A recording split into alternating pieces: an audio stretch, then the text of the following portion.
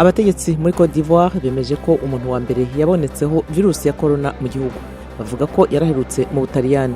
Ubu ari mu bitaro kandi arimo koroherwa aho yashyizwe mu kato. Ikawa yo mu rwego rwo hejuru hituruka ku isi hose imaze kwamamara muri Nigeria. Ibonwa nk'ikinyobwa cyerekana urwego umuntu arimo kandi ishobora kugurwa $100 arenga 100. Imiyaga myinshi mu Misiri yateje serwakira y'umucanga mu mujyi wa Luxor. Uwo mucanga wuzuye mu mihanda no ku mazu uratuma abantu batabasha guhumeka neza. Muri Kenya twiga zidasanzwe zifite ibara ry'umweru akana na nyina zishwe n'abahigi. Mu gihugu hasigayemo twiga y'umweru imwe rukumbi.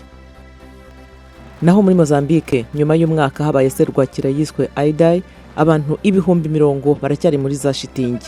Niyo serwakira yashegeshe icyo gihugu gituranye na Afrika y'Epfo.